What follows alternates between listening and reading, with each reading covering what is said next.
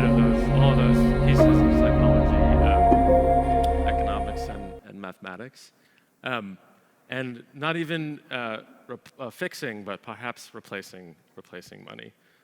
So let me begin with a couple of sort of data points. I think some people feel with sort of meme stocks, with meme tokens, and a bunch of other factors that kind of financial nihilism has been on a rise in recent years.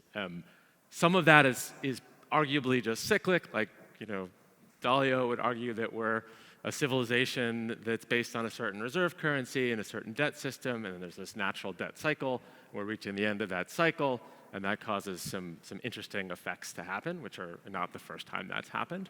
As that decays, and this guy who has a lot of money thinks money will go away or won't matter in a few years somehow magically because AI eliminates scarcity.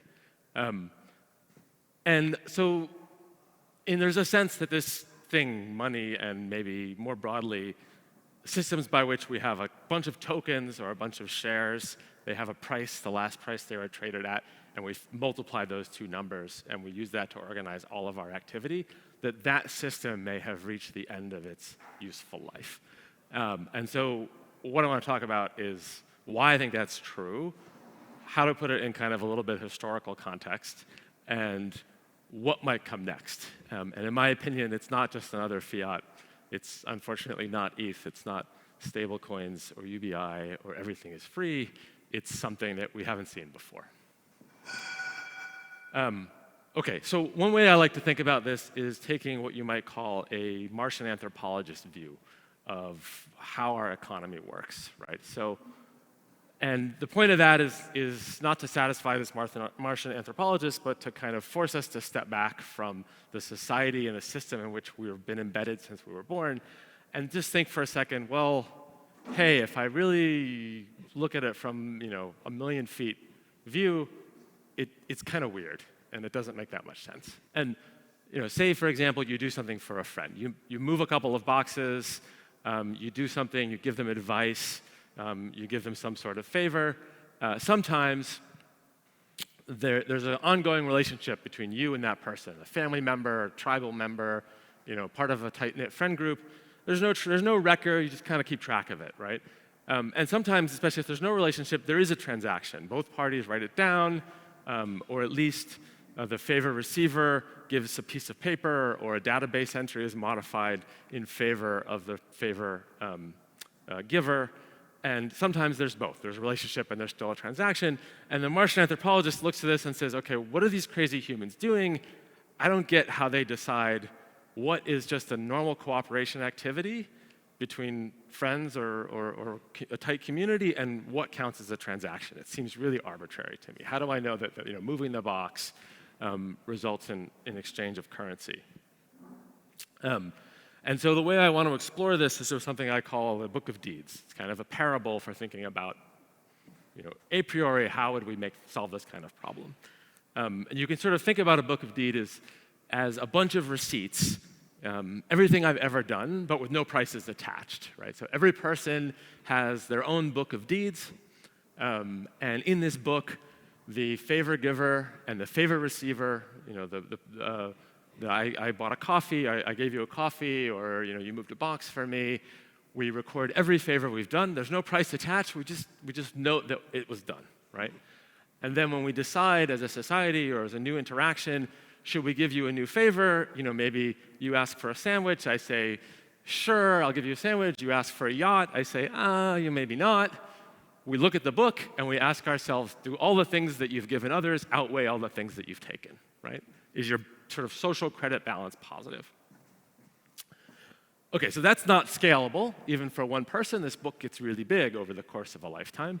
And I would argue that our economic systems, both the kind of tight-knit group economic system and the big scalable money-based economic systems, are basically solutions to this issue, that the Book of Deeds doesn't work at scale. And they take a very different philosophy. Okay, so this Book of Deeds, we check whether things that someone has done for others outweigh the things they've done for them by enough, and we give the favor and record it. And we've basically developed two strategies as human groups. for making this book thing work. Let's call one of these forager mode.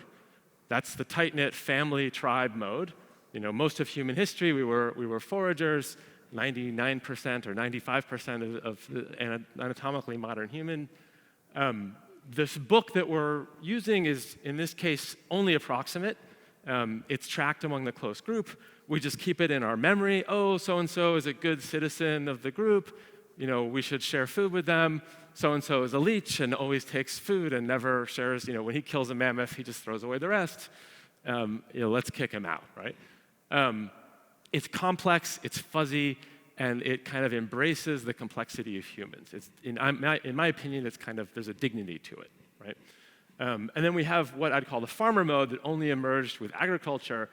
The book is formalized.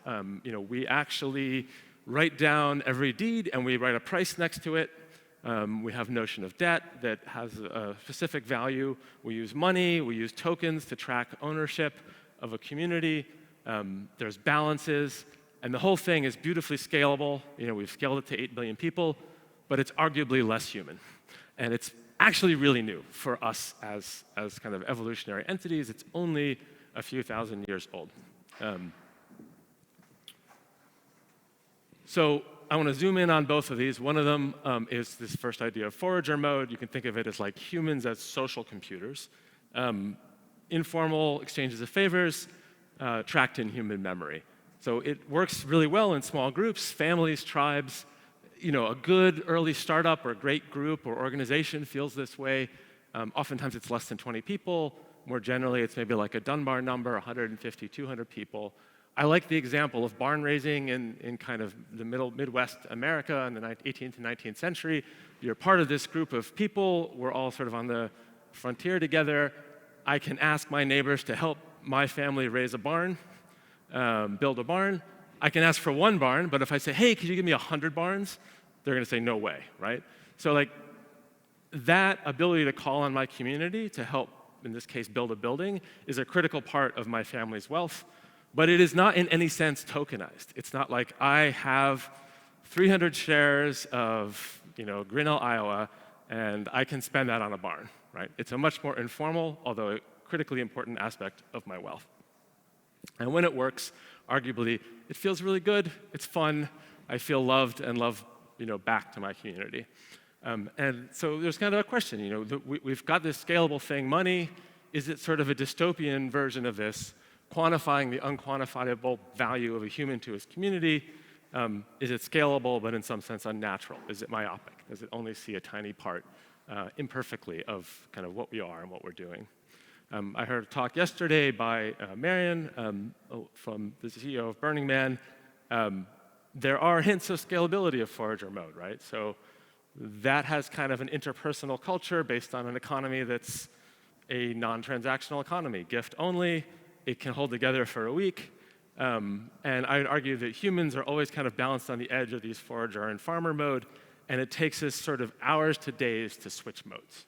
And so people show up at an event like that, and after a day or two, they really become in the spirit of it. And the way that their interpersonal activities work, how easy it is to talk to another person, the high trust barriers, everything works. And they say welcome home to each other because I would say maybe because it does feel a bit like home in the sense that it's longer of our evolutionary history. And it has ambitions for scalability to be a culture and not just an event. Okay, so now let's talk about farmer mode for a second.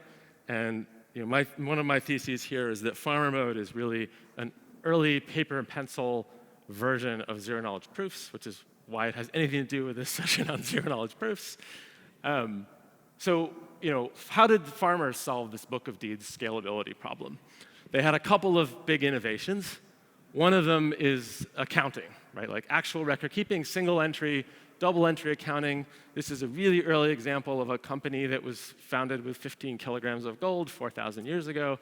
And they recorded, what were the terms and, what was the bond curve if you wanted to leave early and all this stuff.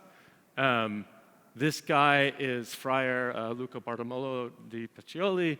He's the creator of double entry accounting. He's a friar, so he was a citizen of an early network state called called the Church. He lived from 1445 to 1517. And this technology of accounting, incredibly precise, incredibly scalable, number of units times the price of that unit. We're working with pen and paper, or a stone, so once we write down a price, we can't change it later, right? It's not a computer screen. It's fixed in a book, literal book, or fixed in stone, and so prices can't change that often, and they certainly can't change once time has passed.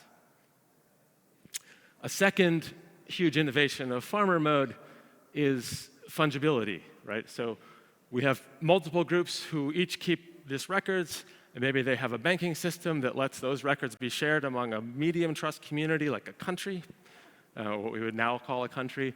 And people figured out that it's useful to have some kind of standardized item that we can use to trade across boundaries between hostile tribes, between people who don't have aren't part of the same network of accounting.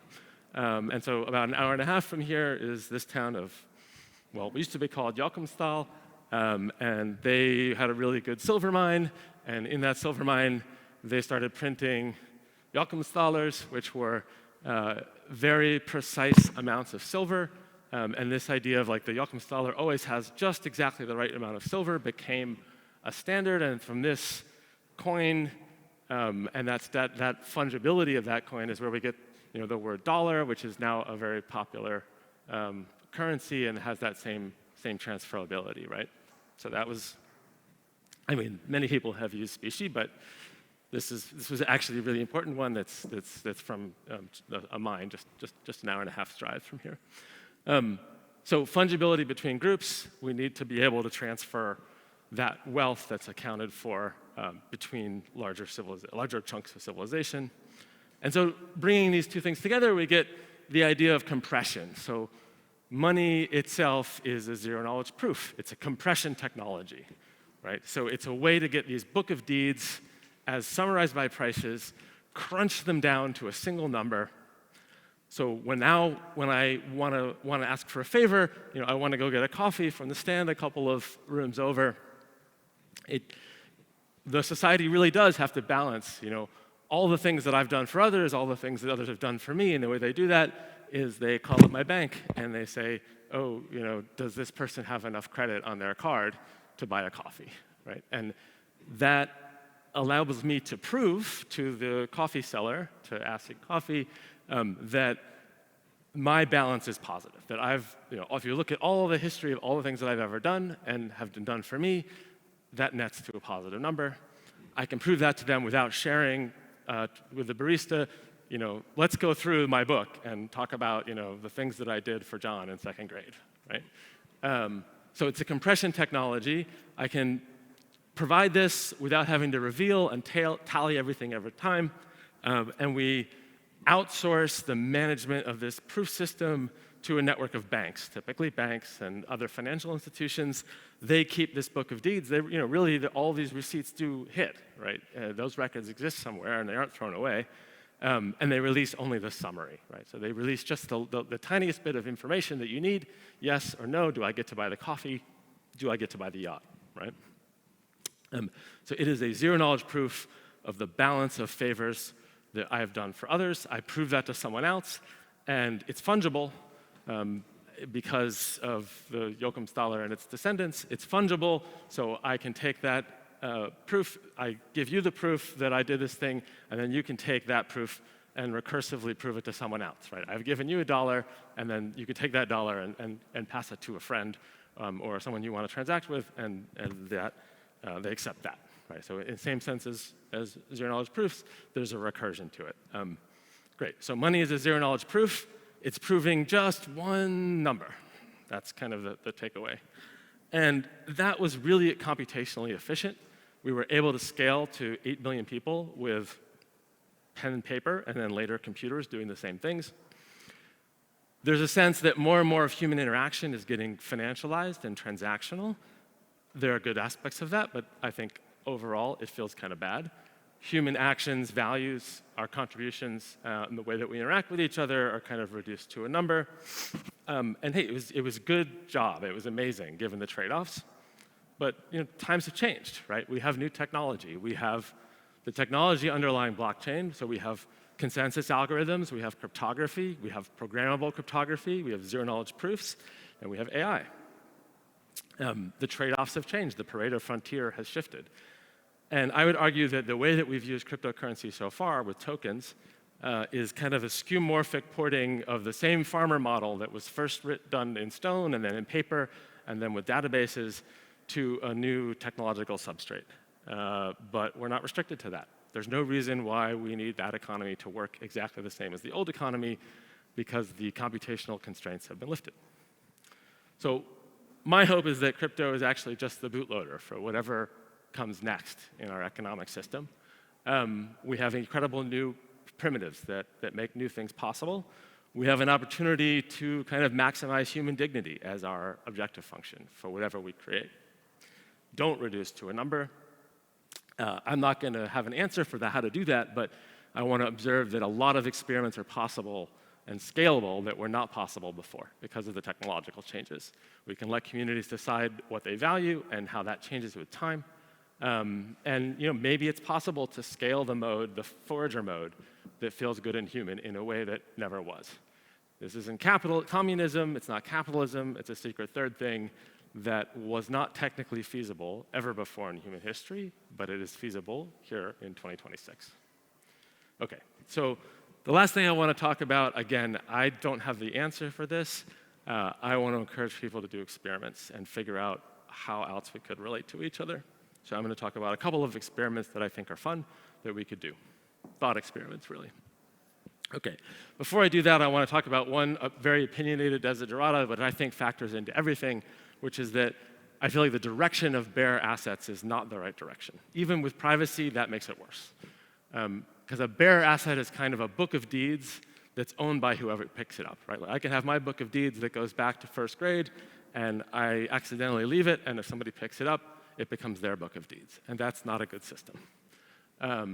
And therefore, I think community-based kind of whatever comes next requires identity, not necessarily in the legal sense, passport, but in the sense at least of a costly persona. You can have more than one identity, but the identity itself should not be transferable.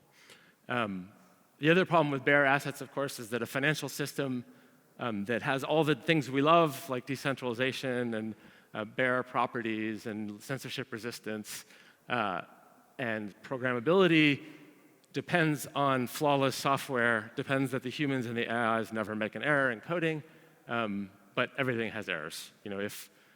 If somebody at JP Morgan makes a coding error in their banking software, all the customers of JP Morgan don't lose their money. I think, unfortunately, that seems to be where we're stuck in the crypto world, in DeFi and everything else, and I think we need to figure out a way to fix that reliability in order to be widely useful and have a broader system. So bearer assets, of course, have limited utility as a foundation, but possibly that is mostly about symbolic value and to be used to trade fungibly with hostile tribes. So they always have a place, but they can't be the day-to-day system. Okay, so here are some examples. One is the AI command economy. Okay, we keep the book of deeds. It used to be not scalable, but now it's fine. We keep these records anyway. The record of everything I've ever bought and sold exists in computer somewhere. We take that whole book of deeds, instead of passing it through a bank and doing a one-parameter latent vector version of my social credit balance to decide whether I get to buy a yacht or get to buy a mango, we just throw it in an LLM and we say, hey, Claude, hey, ChatGPT, should I be allowed to get this mango? Okay. So this is kind of funny, and it's a little bit dystopian, but it's interesting. The point I want to point out is it's interesting that it's actually possible, right? So that was never possible. It's totally possible now, right? We don't have to attach prices to things. We could simply let an AI decide, do we get the next item or not?